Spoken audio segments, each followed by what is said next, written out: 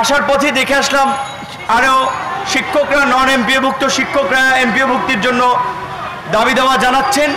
প্রত্যেককে আমার সালাম এবং শুভেচ্ছা, আসসালামু আলাইকুম।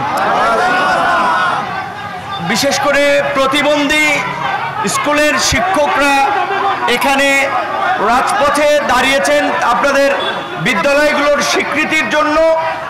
এটা আমাদের জন্য অত্যন্ত দুঃখজনক এবং দুর্ভাগ্য। আপনাদের এই দাবি দেওয়া আদায়ে আমাদের জায়গা থেকে সর্বোচ্চ আন্তরিকতা থাকবে।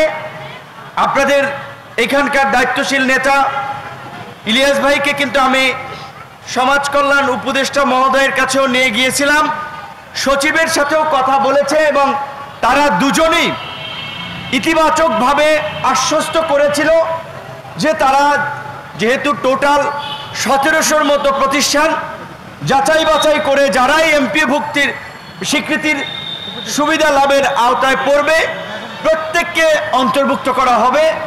সেটাও প্রায় 15-20 দিন আগে।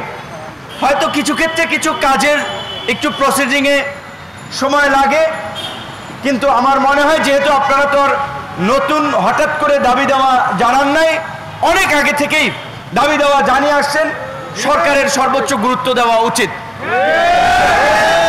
420টি প্রতিষ্ঠান তো আগে থেকেই বোধহয় সিলেকশন অডিট করা আছে। আমরা সমাজ কল্যাণ উপদেষ্টা সহ সংশ্লিষ্ট কর্তৃপক্ষকে অনুরোধ জানাবো দ্রুত সময়ের মধ্যে আপনারা এই 1700 প্রতিষ্ঠানের মধ্যে 420টা সহ যারাই কোয়ালিফাই করে তাদেরকে আপনারা স্বীকৃতি দিয়ে এবং প্রতিবন্ধী বা বিশেষ চাহিদা সম্পন্ন মানুষদের শিক্ষা একটা অগ্রণী ভূমিকা পালন করেন। কোটি মানুষের আস্থার ভালোবাসায় 11 বারের মতো দেশের 1 নম্বর রেফ্রিজারেটর ব্র্যান্ড ওয়ালটন।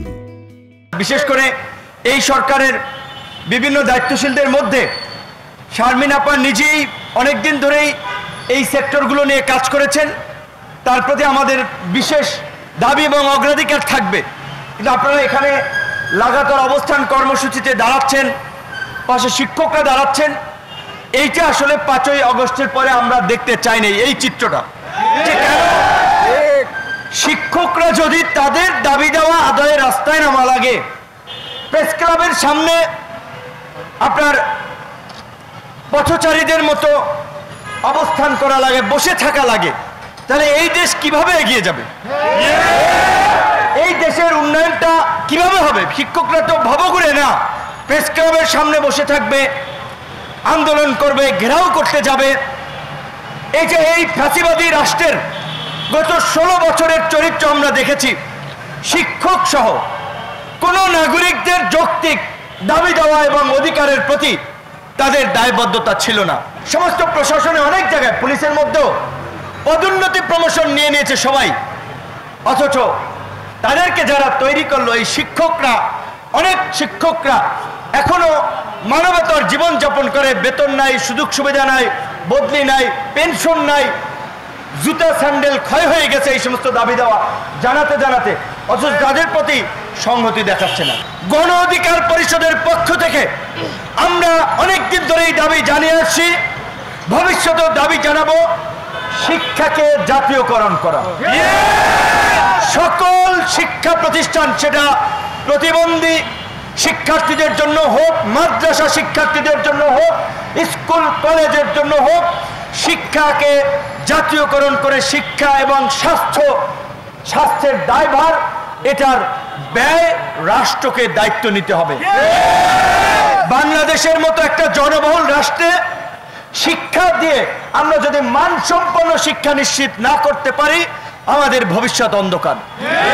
আমরা যদি একটা সুস্থ প্রজন্ম গড়ে তুলতে না পারি, আমাদের ভবিষ্যৎ অন্ধকার। আপনারা শিক্ষক, আপনাদের দাবির সাথে একাত্মতা পোষণ করছি, দাবির সাথে আছি এবং আমি মনে করি আগামী রাষ্ট্র পরিচালনা এবং রাজনীতিতে শিক্ষকদের একটা অগ্রাধিকার থাকা উচিত। হয়তো 2-1 শিক্ষক আছেন তারা উঁচু তলার শিক্ষক, নিচের লেভেলের খোঁজ খবর নাই, বাস্তবতা সম্পর্কে তাদের ধারণা, যেই কারণে বুঝতে পারে না একজন গ্রামের শিক্ষক, হাই স্কুলের শিক্ষক, প্রাইমারি শিক্ষক, এই প্রতিবন্ধী স্কুল যারা পরিচালনা করে কি নির্মমতার মধ্যে দিয়ে কি মানবতার জীবন যাপন করে।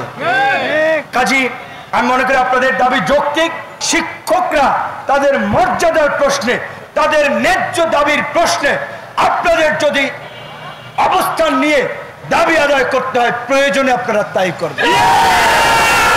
যদি সরকার আপনাদের কথা না শোনে, আপনাদেরও ফোর্স করার মতো পরিবেশ তৈরি করতে হবে। অবশ্যই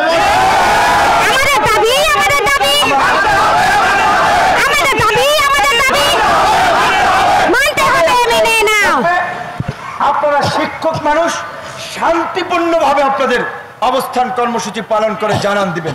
আশা করি যারা দায়িত্বে আছেন তাদের কানে পানি যাবে, আপনাদের বিষয়টা তারা সুবিবেচনা করবে।